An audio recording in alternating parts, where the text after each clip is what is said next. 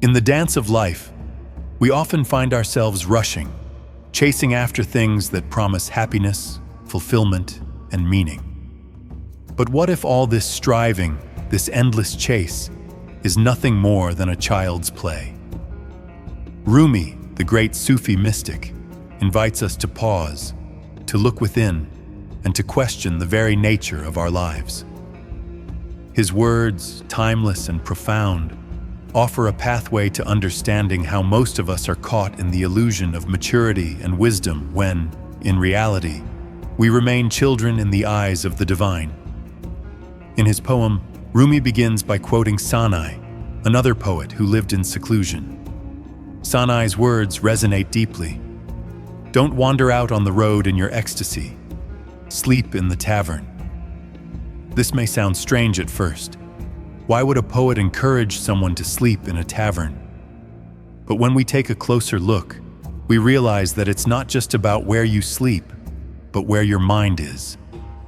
Sanai is telling us that when we're intoxicated with the fleeting pleasures of the world, when we are distracted by the desires of our ego, we're like drunken souls wandering in confusion. Rumi draws an image that is both playful and insightful.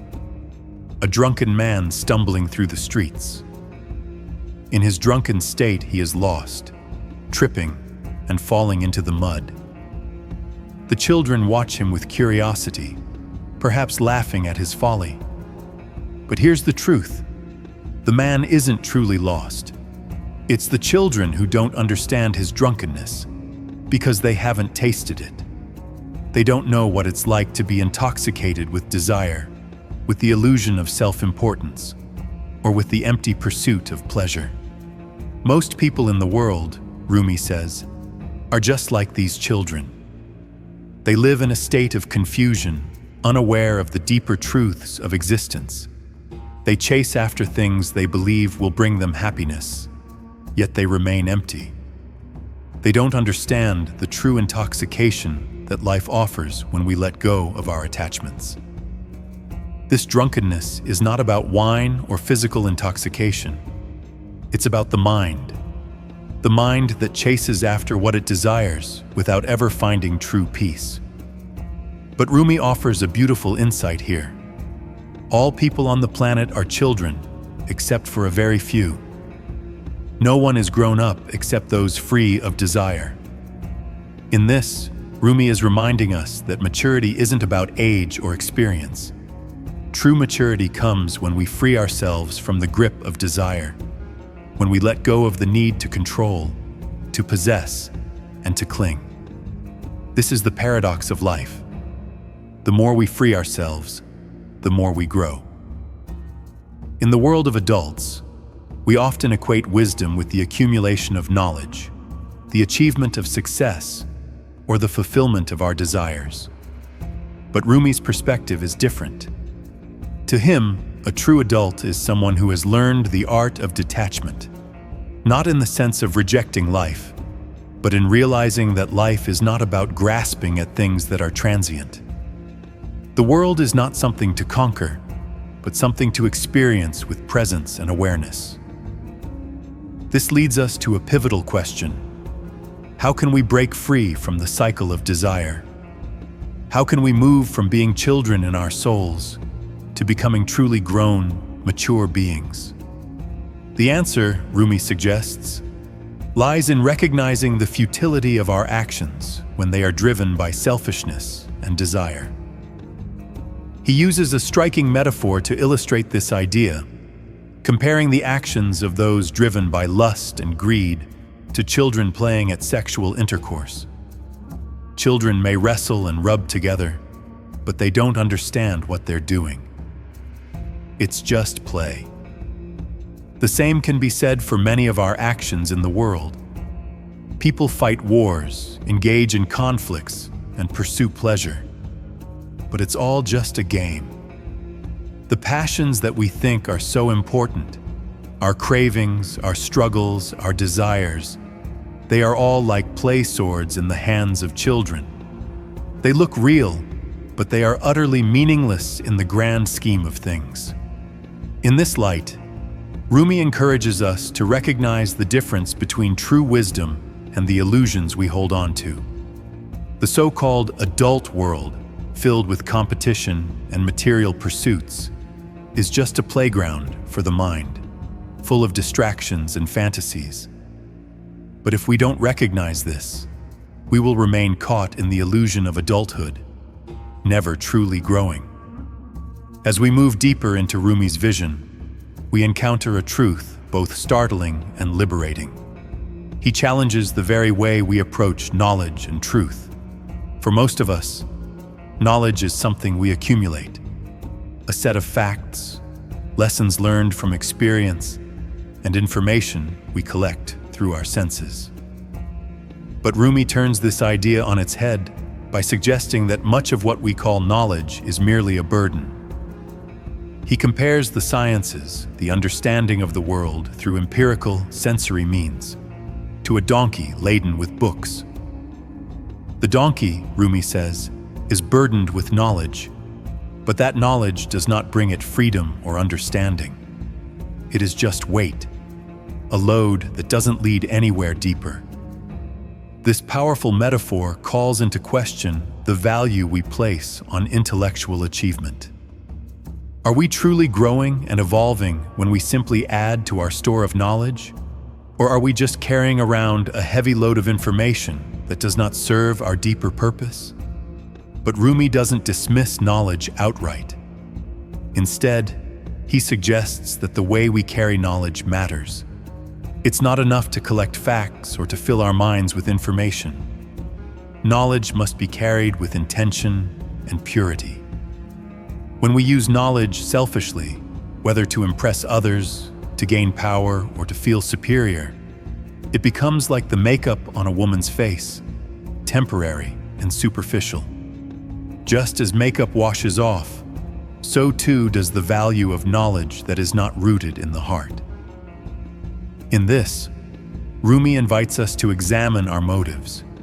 Are we accumulating knowledge for the sake of our egos, to fill the empty space inside us? Or are we seeking knowledge that brings us closer to the divine, to truth, to inner peace? If we are driven by selfish motives, our knowledge is like the donkey's load, heavy and ultimately useless. But when we seek knowledge with humility, with an open heart, we can lift the burden and begin to experience the joy that comes with true understanding. This shift in perspective is essential. Knowledge, when pursued purely and with the right intention, is not a burden but a source of liberation.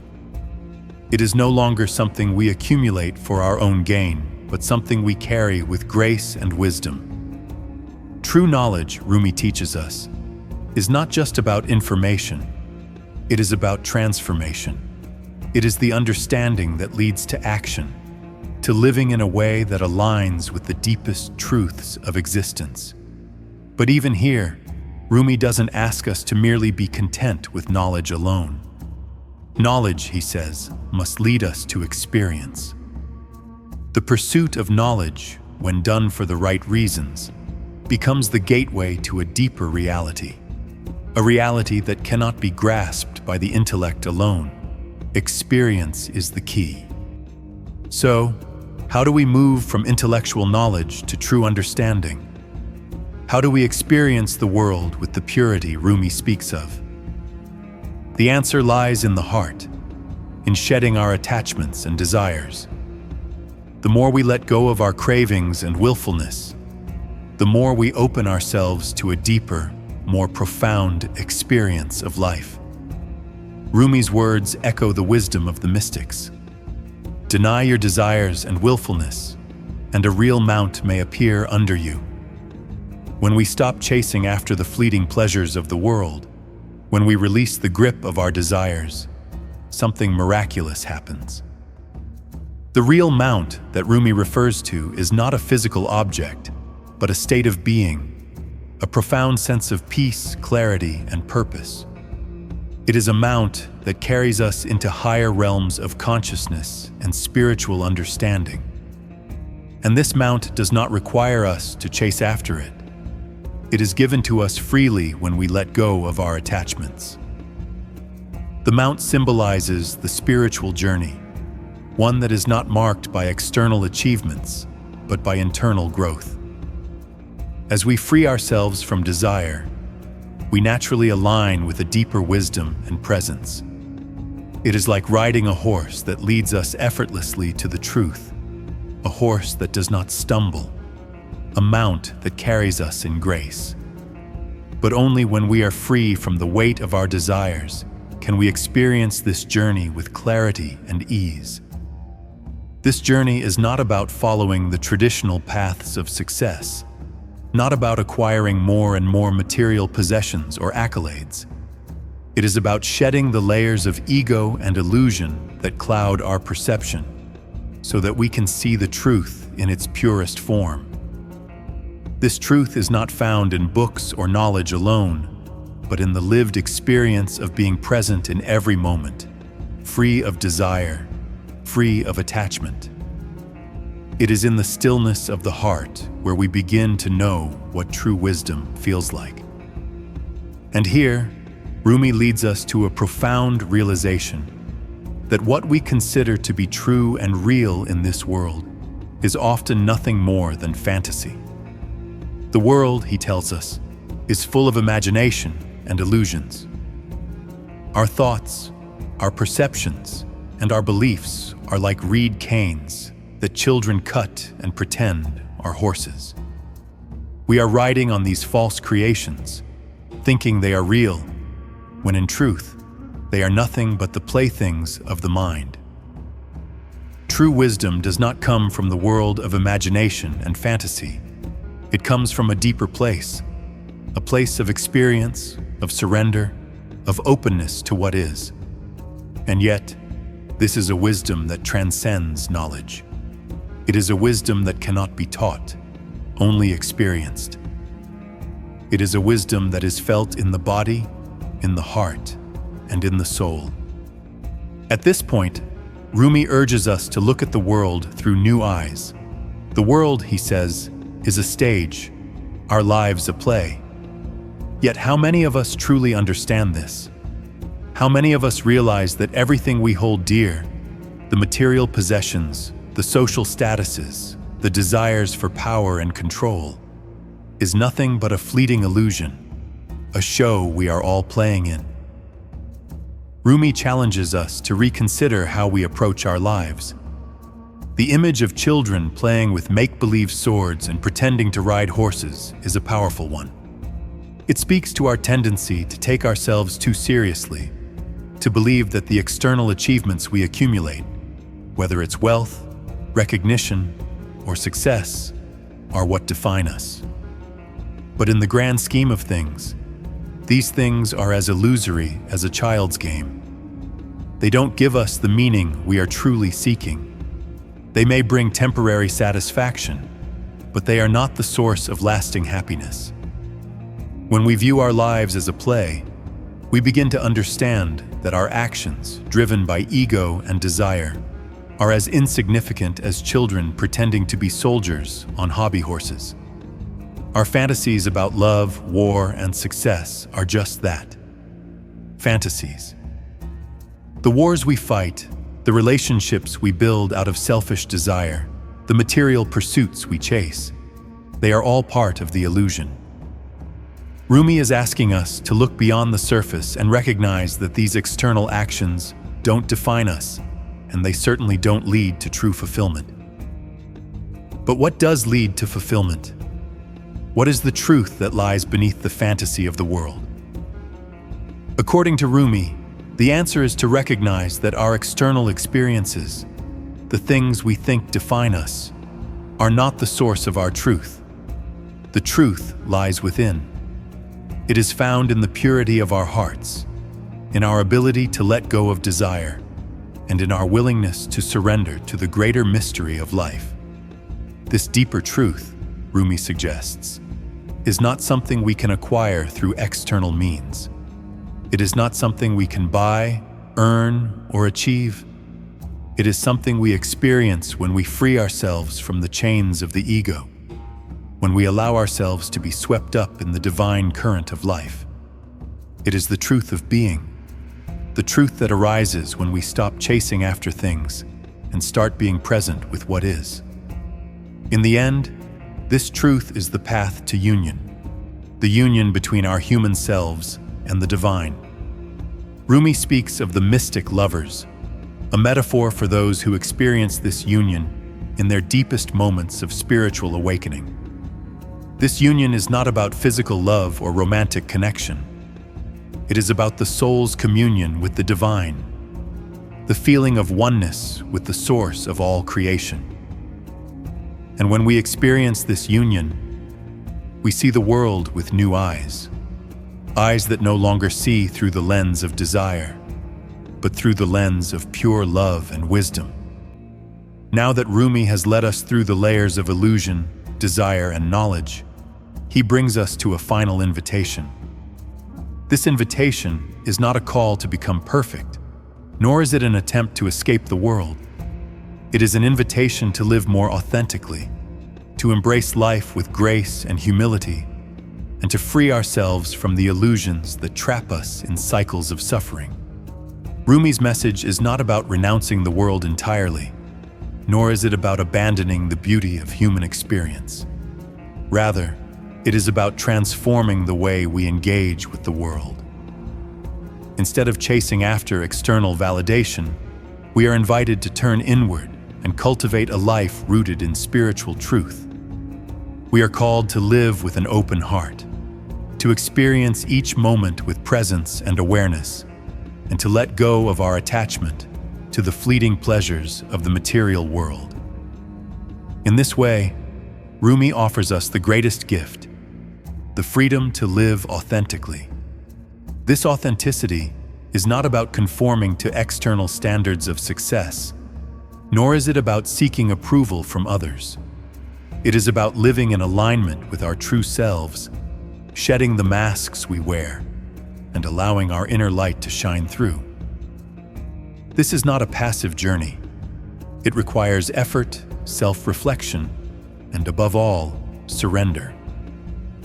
To live authentically is to let go of the need to control, to stop holding on to old beliefs and attachments, and to trust in the process of life. It is about becoming like the mystic lovers Rumi speaks of, those who are free from the distractions of the world and who experience love and union in the deepest, most profound ways. As we draw this exploration of Rumi's profound wisdom to a close, we are left with an invitation, a challenge, and a call to action. The truth Rumi speaks of is not just something to be understood intellectually. It is a truth to be lived, a truth that can only be experienced when we allow ourselves to drop the masks we wear and embrace the purity of spirit he describes. In the end, we are all children on this path, stumbling through the streets of life, chasing after things we think will bring us happiness. But the invitation Rumi extends is a call to stop running, to stop pretending, and to begin seeing the world as it truly is, a stage, a fleeting moment, a play in which we all participate. When we recognize this, we can begin to free ourselves from the need to accumulate, to conquer, to possess, and to control. True wisdom does not come from the outside. It does not come from the pursuit of knowledge or the accumulation of things. It comes from within, from the purity of heart, from the surrender of the ego, and from the willingness to be present with life in its most authentic form. As you walk through your own life, remember this: you are not defined by the things you possess, the status you achieve, or the roles you play. You are defined by your ability to love, to be present, and to experience the world with an open heart. When you let go of the illusions that keep you trapped in the play, you begin to live in alignment with the divine truth that is always with you. So, as Rumi beautifully says, don't wait till you die to see this. Begin now. Recognize the game the play, and choose to live with authenticity and grace. The real mount is waiting for you. Just let go, and it will carry you home.